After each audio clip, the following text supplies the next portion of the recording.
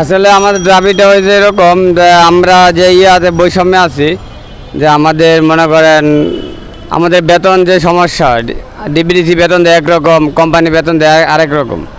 তারপরে আমাদের একটা লোক অ্যাক্সিডেন্ট করলে তার কোনো পায় না, ডিবিডিসির কাছে বললে বলে কোম্পানির লোক, কিছুদিন গেলে আবার কোম্পানি এরকমও বলে যদি কোম্পানি হয়ে যায় যে অত অচল হয়ে গেছে, ওর যে কাজ হবে না, বাদ দিয়ে দিই। তাহলে এই যে আমাদের সমস্যাগুলোই এটি তো কেউ দেখতেছে না। আসলে আমরা স্থায়ীভাবে একটা সমাধান চাচ্ছি। আমাদের চাকরির মেয়াদ হয় 3 বছর। 3 বছর যদি আমাদের কোম্পানি বের করে দেয় তখন আমরা কি করব? সব কিছু মিলায় আসলে আমরা অনেক আছি, বৈষম্যে আছি, যার কারণে আমরা আজকে আন্দোলনে যাচ্ছি। তো দেখি, আমি মতিঝিল ডিভিশনে আছি প্রায় 9 বছর যাবত। জি, 9 বছরে আমাদের সুযোগ সুবিধা আসলে আমরা কিছু পাচ্ছি না। তো এখন আমরা আগের যে সরকার ছিল সেই সরকারের আমলা যদি আমরা আন্দোলন করতাম তাহলে মনে করেন যে আমরা জিনিসটা পাইতাম না, দাঁড়াইতেই পারতাম না। তো এখন নতুন সরকার